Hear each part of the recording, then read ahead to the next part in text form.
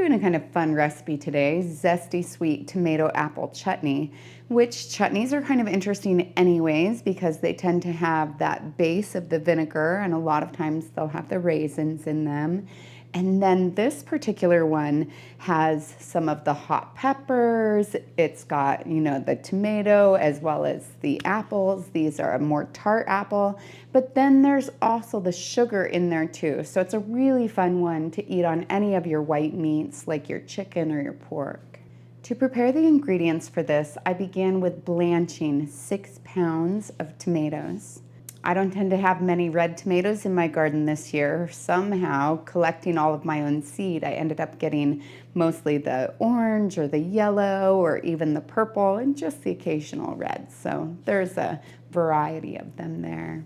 After blanching, I cored all of my tomatoes, and then I went through and quartered them, seeded them, and diced them up. Next, I prepared 3 Anaheim peppers by cutting off the tops, cutting them in half, pulling out the seeds, and then dicing those as well.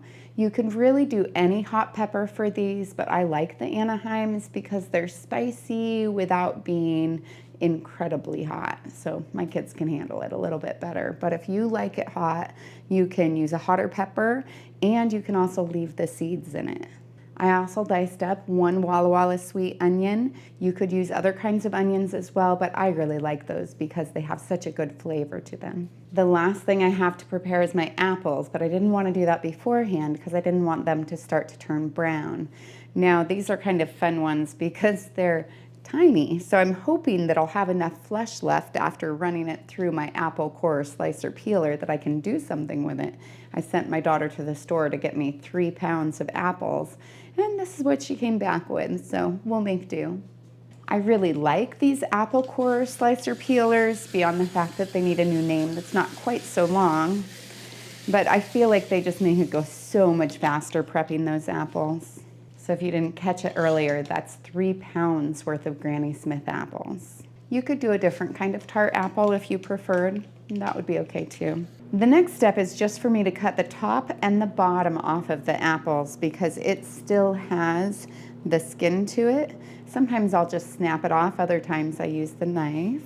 It's not that big of a deal if there's a little bit of skin that's left on there. For this recipe, you won't even notice it.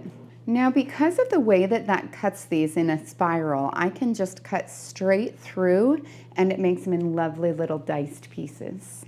So then I put all my apples into a large pot and I'll add my 6 pounds of tomatoes, my 3 hot peppers. It's a really good idea to wear gloves when you're doing the hot peppers because otherwise when you touch your face or heaven forbid your eye, then it will sting really, really bad. So good idea.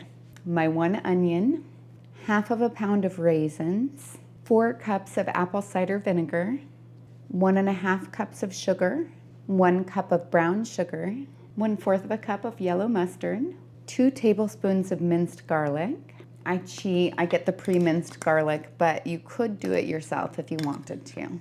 1 tablespoon of ground ginger, 1.5 teaspoons of cinnamon, and 1 teaspoon of salt. So now I'll stir this together nicely and then I'll place it on the stove and I'll simmer it until it's thick. Now I'll place the chutney in my pint-sized jars up to 1/2 of an inch of headspace, which is the space from the top of the food to the top of the jar. I do kind of miss having the red tomatoes in this one because they make it look just a little bit more festive. Now I'll use a clean damp cloth to wipe off the rim of my jars so that if anything got on the edge, it won't interfere with the seal. Then I'll place my lids and rings on until they're fingertip tight. I'm using Superb Lids today, which is my new favorite jar company. It's American made and they do just a really good quality job. I absolutely love the blue squishy seal that they have. I feel like it holds on to the edge of my jar a little bit better.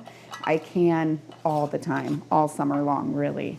And I have had very good luck with these, and I like how they feel. They feel a little bit thicker, not quite as flimsy as some of the overseas ones that I've used, and they also have a corrosion-resistant coating on it, actually 5 coatings, which is really important for me because I store these in my root cellar, and so I have to worry about humidity levels a little bit more.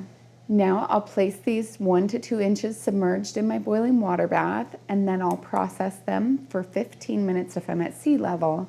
I'm at 1,200 feet, so I'll process them for 20. But I won't start my timer until after it begins to boil. Now that the timer's gone off, I'll remove the lid, turn off the heat, and let it cool for 5 minutes. I place my jars on a heat-resistant surface about 1 to 2 inches apart so that they can cool down quickly. I'll leave them there for 24 hours so that they can get a good seal.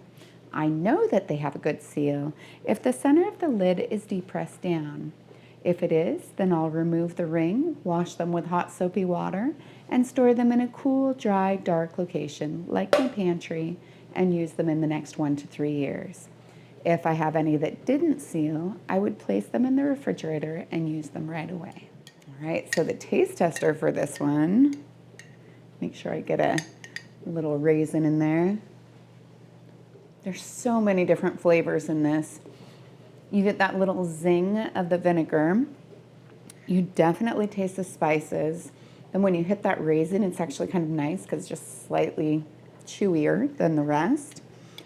You can taste the onion in it and the sweetness from the apples, and then it just has that tomato flavor in the background kind of carrying it through. This is a perfect one to eat on pork roast or even pork chops, and of course chicken breast.